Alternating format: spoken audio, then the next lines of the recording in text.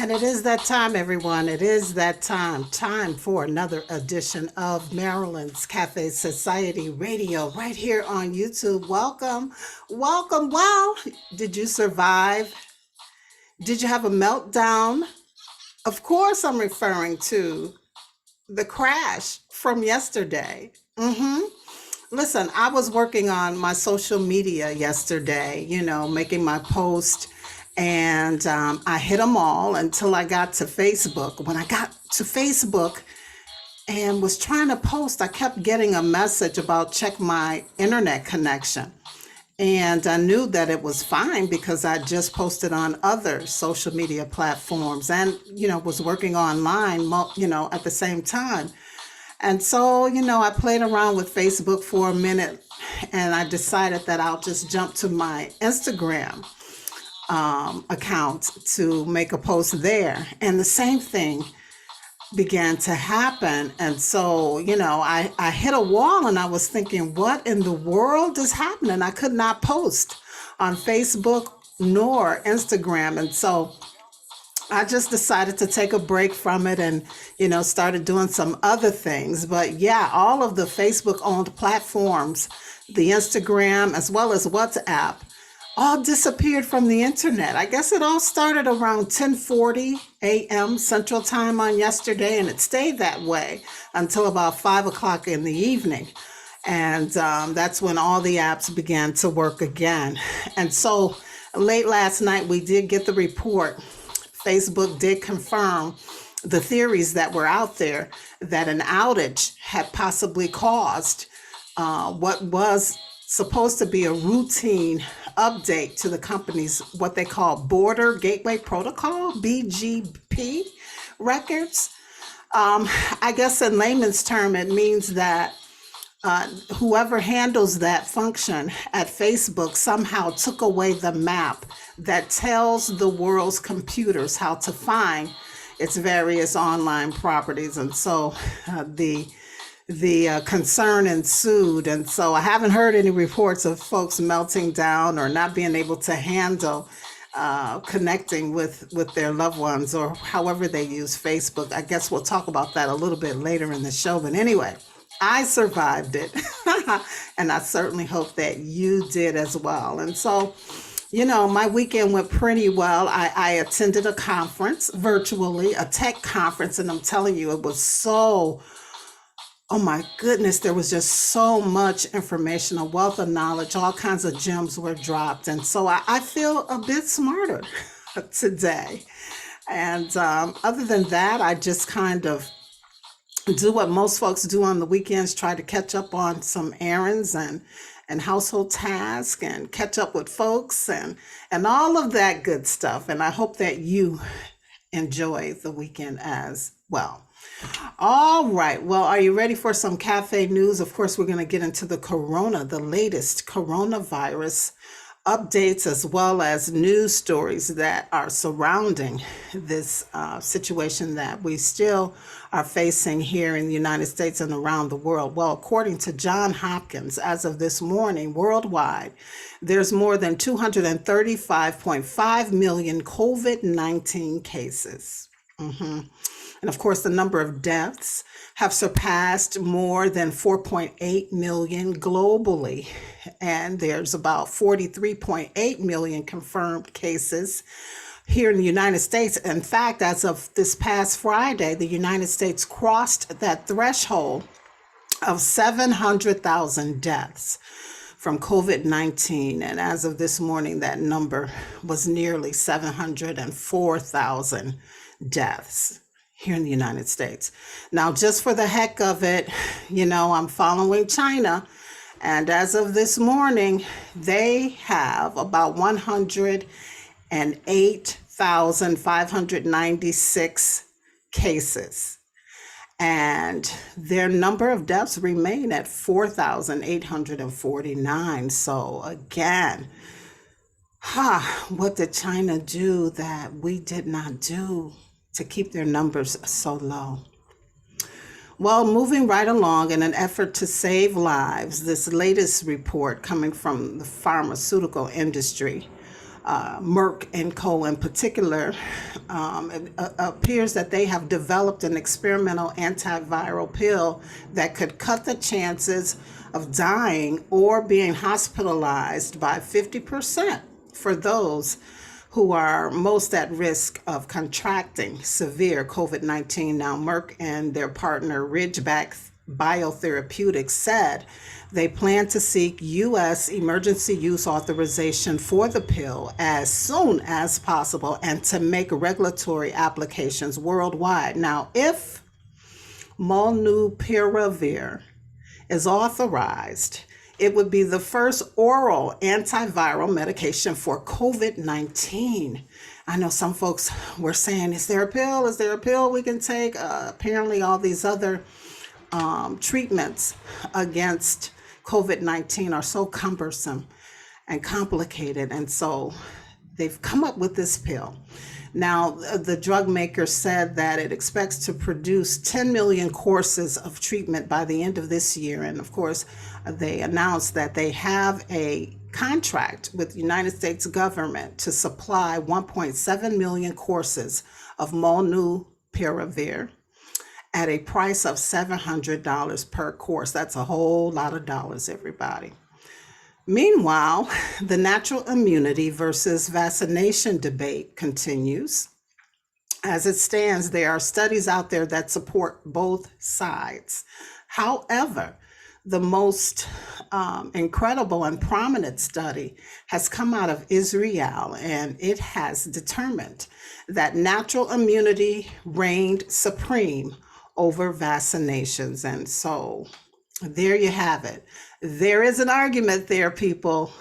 Again, as I said on the show opener, there were vast reports last year this time asking people to donate their antibodies, those who recovered from COVID-19, to donate their antibodies so that they could be used to help others overcome COVID-19. But now all of a sudden, the narrative that's being pushed is that vaccinations are the best and natural immunity doesn't work. All right, well, if you haven't figured out where I am on it, I am definitely an advocate for natural immunity. And so hopefully, the medical community will return back to support it, and coupled with, those who have been vaccinated, we will turn the corner on this COVID-19. All right, so as of Saturday, I know you've heard or maybe not, but I'll tell you that the United States Centers for Disease Control and Prevention released recommendations for the upcoming holiday season, including the idea of using a window fan to keep air at an indoor party as fresh as possible. Yeah, they're suggesting that if you can keep the air circulating, if you're going to be gathering indoors with family members, that it could ward off the airborne coronavirus, or at least reduce the chances of it spreading at your in-home gatherings. And so you put one window, you put the fan that will be drawing the air in, and at the other window, you'll put the fan that will be drawing the air out, thereby hopefully, again, circulating the air, keeping it fresh, and pushing that virus out if it is in your home. Now, the CDC, of course, would much rather Americans not gather indoors with loved ones or visitors during this upcoming holiday season. And so they're recommending getting together only with members from the same household, family members from the same household. And of course, any distant family or friends, they recommend that you visit with them virtually, online, like we've been doing. Now, if you must have an outdoor celebration, they're suggesting that if you're not going to wear the mask and you're outdoors, to maintain that 6 feet apart distance.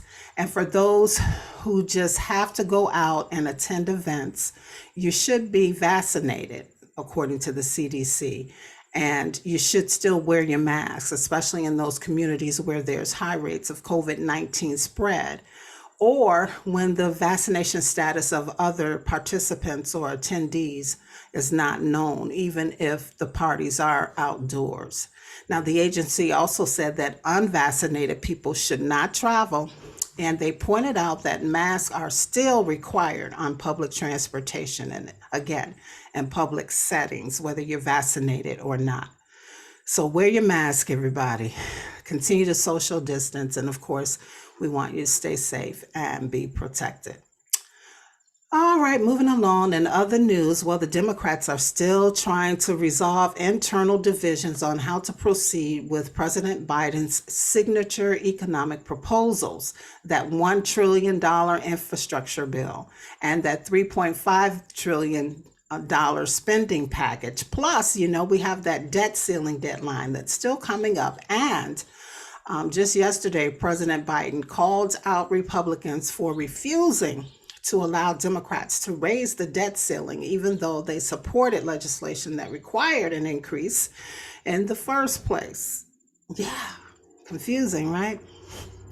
Now, of course, when he was asked if he could guarantee that the United States won't breach the debt ceiling on October 18th, the president's response was, "No, I can't. That's up to Mitch McConnell." So stay tuned and stand by. We'll continue to follow this, everybody. Switching gears, literally as in cars, according to Bloomberg, General Motors predicts its Cruise autonomous vehicle unit will reach $50 billion in revenue this year. My goodness. Meanwhile, Tesla delivered a record 241,300 cars in quarter three. Speaking of cars and NASCAR, specifically, Bubba Wallace became the first driver to win the NASCAR Cup Series race since 1963. That was a very good year, by the way. And listen, according to market tracker DAP Radar, NFT sales jumped to $10.7 billion in quarter three. That's up more than 8 times compared with the previous quarter. These NFTs are really, really, really taking off, everyone. And, it's being recommended that everyone try to invest in them. Now, the Wall Street Journal, a recent Wall Street Journal analysis reports that Apple has earned $8.5 billion more in profits from games than Microsoft, Nintendo, Activision Blizzard, and Sony combined in fiscal year 2019. And that's, of course, thanks to its app store. And boy, speaking of games, that tech conference I attended over the weekend, I was sharing with some friends afterwards, and I told them that the question was posed, what's your favorite video game? And you guys know I just don't play the video games, but I've been trying to keep up with at least knowing they exist. So of course, my first response was Pac-Man. And they laughed and said, "Yeah, you just told your age." But anyway, moving right along with our stories now.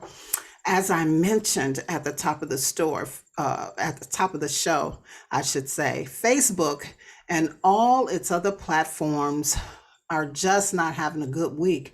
More than 3.5 billion Facebook users could not conduct business and or communicate with friends and family on yesterday due to the outage. Now, that's not the only disruption that executives over at Facebook have had to deal with in the last few weeks.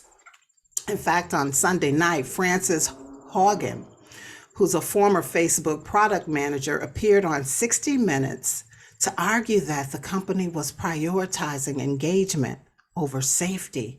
Yes. Hagen is also set to testify today before the Senate subcommittee about Facebook and Instagram. By the way, she also leaked tens of thousands of pages of documents to the Wall Street Journal as well as the Securities Exchange Commission earlier. Or I should say late last month in September. Now, as a result of all of these revelations or accusations about Facebook, their shares, which had already started sliding after Hogan revealed herself to be a whistleblower.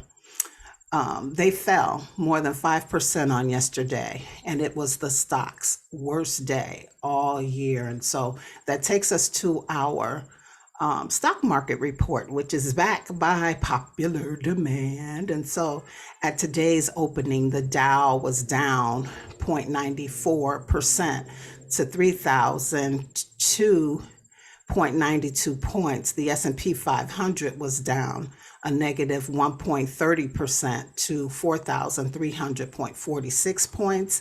And the NASDAQ was down a negative 2.14% to 14,255.48 points. Now, as of this morning, or I should say afternoon, gold was down a negative 0.56% to $1,759.27 per ounce.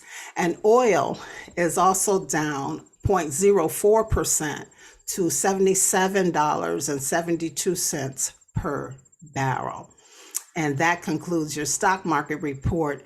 Now, there's one last thing that I do want to share with you before we wrap up this show, and that is that the U.S. mail delivery is about to get slower and temporarily become more expensive as new service changes implemented by the United States Postal Service takes effect.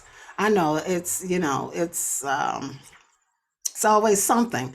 And so beginning October 1st, first class packages traveling long distances will no longer be guaranteed to arrive within 2 days. And first class mail and packages shipped locally will still arrive within the 2-day window.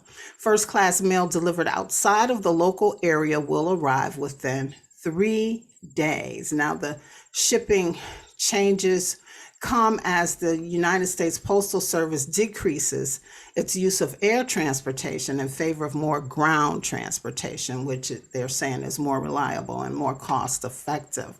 Now, in addition to the shipping delays, the United States Postal Service said that mailing packages would be more expensive during the holidays as well. In fact, on October 3rd, prices for all commercial and retail domestic packages will be increased because of the busy holiday shipping season. And of course, the new prices will be in effect through December 26th. So, in a nutshell, we'll be charged more for less. Oh, that seems to be a running theme these days, right? All right, and speaking of Christmas shopping, just another reminder, and I'm sure you guys have gotten those alerts from Amazon and Target and Macy's and other retailers that the Black Friday is no longer Black Friday, right? So that's a holiday within itself, but it's inching up earlier and earlier, and especially this holiday season because again, there's that anticipated shortage of merchandise that everyone's talking about. So, just a little public service announcement for those who love Christmas like I do. You want to start grabbing up your Christmas stuff now because, again, they're anticipating that there will be shortages and the sales have already started and we haven't hit Halloween yet. So there you have it, everybody. So yeah, listen, it's not a long show, a short show today. And of course, before we go, I do want to remind you about our October word for the month. And that word is irrumpent, which means bursting forth or through a surface. So make sure you use that word. It's a struggle for me. I have to be honest. I'm trying to use all of the new words that we've introduced since I started this back in December of 2020. And of course, the first word, just as a review, was mirific. And then in January 2021, the next word was janissary. In February, it was quiddity.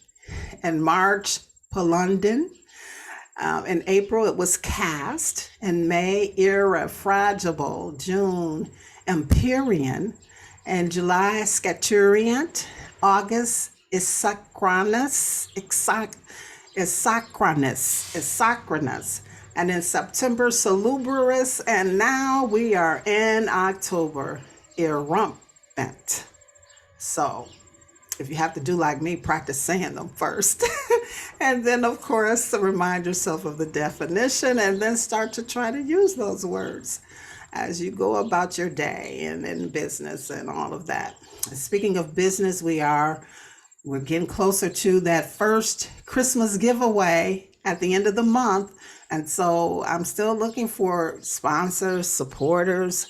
So if you want to, in exchange for your contribution and support, benefit from some added additional exposure, publicity, promotion, send your information to producer at Marilyn's Cafe Society and just put Christmas giveaway in the subject line, and we'll be sure to get right back to you. As always, everybody, I want to remind you to check out the website, and from there you can connect with me on my social media platforms. You can also click the link to the latest blog. I blog every week, so be looking for a new blog this week. And of course, go to YouTube, like, subscribe, and share that channel. I appreciate it. I appreciate it so much. And then again, I recently started the Mondays with Marilyn email blast. And if you want to subscribe, all you have to do is send your information to me at Marilyn's Cafe Society at yahoo.com, and we'll add you to that email blast. It's just a 1 or 2 sentence blast just to kind of get you going for the week. All right. Alrighty. Well, is that it? Listen, the color for October, the spiritual color for October is orange. And so I'm donning my orange on today as I look at myself and on camera. And my orange lipstick. Do I need to touch it up? You know, there we go. Some people, especially professionals, not that I'm not a professional, but when I use that word, I'm talking about makeup artists. They use the lip brush, so they don't necessarily put the color on from the tube like I just did. They'll take a lip brush and take some of the lipstick color off of the tube and then brush it on. But I think this works just fine too. What do you think? All right, so make sure you throw some orange in your attire or include it in your makeup as you move through the month. And the spiritual focus is zeal for the month of October. So be zealous, be extra zealous this month as you move through the month. All right. So I got to tell you what love is for this show. Boy, that's one part I didn't do. But as I just said that, I looked at my breakfast and I saw these words. So we'll make this what love is. And love is to feel good in a good way. I'm not kidding you. Let's see, can you see that? Feel good. So that's what love will be for today's show. And of course, we'll be back again next week. Not next week, but in a few days. So in the in between time, be sure that you live, you laugh, and you love everybody. And as always, it's a pleasure and a privilege for hanging out. And I'll see you on the next show. Peace, everybody. Take care.